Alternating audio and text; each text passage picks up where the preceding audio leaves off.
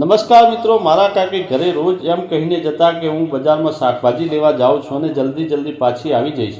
હું મારા કાકીને જવા માટે ક્યારેય પણ ના પાડતો નહીં. એક દિવસ મેં વિચાર્યું કે હું ઘરે છું છતાં મારા કાકી શાકભાજી લેવાનું મને કેમ નથી કહેતા અને તે એકલા જ કેમ જાય છે. એક દિવસ મેં વિચાર્યું કે આજે હું તેમની પાછળ જઈને જોઈશ કે કાકી શું કામ કરે છે.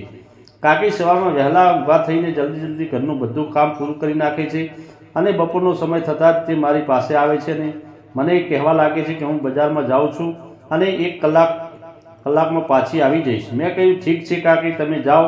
જેવા કાકી ઘરની બહાર નીકળ્યા તો હું તેમનો પીછો કરવા લાગ્યો. મારા કાકી બજારની તરફ ના ગયા પરંતુ તે ખેતરની તરફ જવા લાગ્યા. હું તેને જોઈને હેરાન થઈ ગયો. કાકી તો કહી રહ્યા હતા કે હું બજારમાં જાઉં છું, પરંતુ તે બહાર ખેતરની તરફ જઈ રહી હતી અને તે જગ્યા સાવ સુમસાન હતી. હું પણ તેમનો પીછો કરીને તેમની પાછળ જવા લાગ્યો. થોડી વાર પછી એક ખેતરની અંદર અવારનવાર જગ્યા હતી અને ત્યાં નાની એવી એક ઝૂંપડી હતી. મારા કાકી ત્યાં અંદર જતા રહ્યા. હું ચૂપચાપ આ બધું જોઈ રહ્યો હતો. લીમડાના ઝાડ પાછળ છુપાઈને બધું જોઈ રહ્યો હતો. થોડી વાર પછી ત્યાં બે છોકરાઓ આવ્યા અને તે પણ ઝૂંપડીની અંદર જતા રહ્યા. હું હિંમત ભેગી કરીને તે ઝૂંપડીની પાસે ગયો.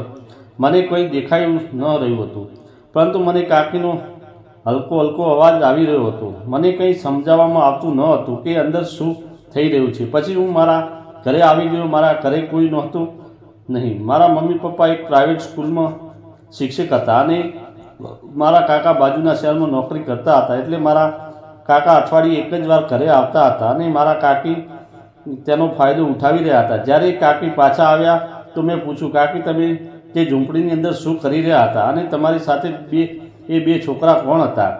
મારી વાત સાંભળીને કાકી એકદમ ચોંકી ગઈ અને તે ડરતા બોલી, નહીં દીકરા, હું તો બજારમાં ગઈ હતી. મેં પૂછ્યું, કાકી, સાચું બતાવો, કારણ કે હું તમારી પાછળ આવીને બધું જોઈ ગયો હતો. પછી મારા કાકીએ મને સાચું કહેવા લાગ્યા. મેં પણ મોકો જોઈને કહી દીધું કે મારે પણ તમારી સાથે એ જ રમત રમવી છે. શું તમે મારો સાથ આપશો? પહેલાં તો તે મને ના પાડવા લાગ્યા મને કહી રહ્યા હતા કે તું આ રમત માટે બહુ નાનો છે.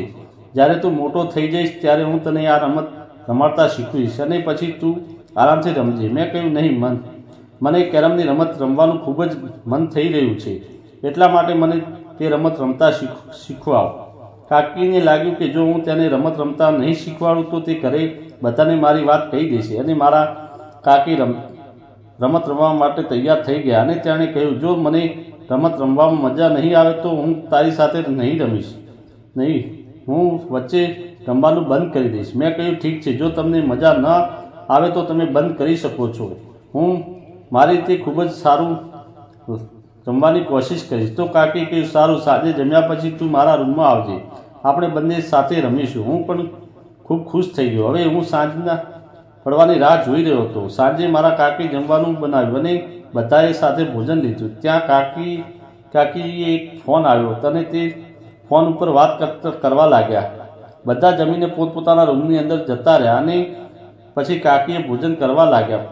જમ્યા પછી વાસણ ધોયા અને મને પોતાના રૂમમાં આવવા માટે કહ્યું. હું ખૂબ જ ખુશ હતો. હું પહેલેથી જ રાહ જોઈ રહ્યો હતો. રાતના લગભગ 10 વાગી ગયા હતા અને હું મારા કાકીના રૂમમાં ગયો.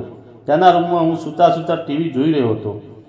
થોડી વાર પછી મેં મારો હાથ તેમના ઉપર રાખ્યો અને તેને કહેવા લાગ્યો કે ચાલો આપણે રમત શરૂ કરીએ. કાકીએ પોતાનો ફોન બાજુમાં રાખી દીધો અને કેરમ રમવા માટે તૈયાર થઈ ગયા.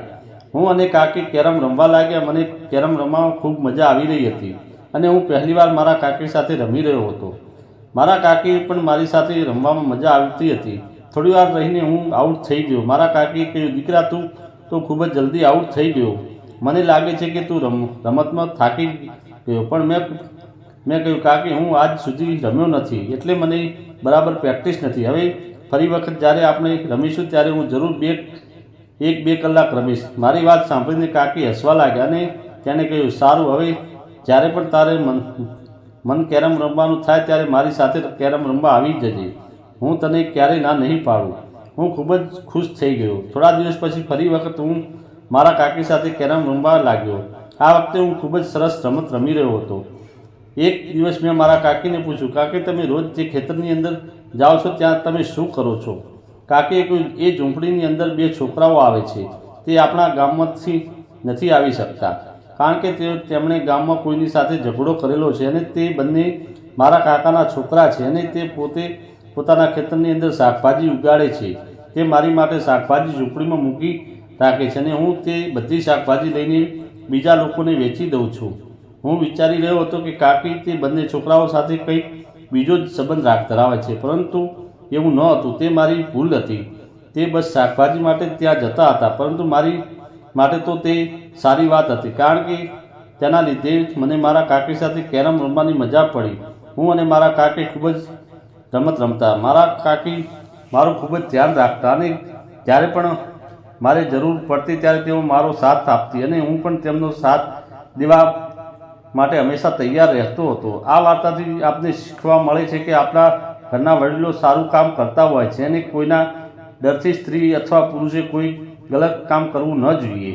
મિત્રો, વાર્તા સારી લાગી હોય તો વિડીયોને લાઇક અને ચેનલને સબસ્ક્રાઈબ કરવાનું ભૂલતા નહીં. વિડીયોમાં જણાવેલી ઘટના ફક્ત એક કાલ્પનિક છે, તેનો કોઈ વ્યક્તિ સાથે સંબંધ નથી.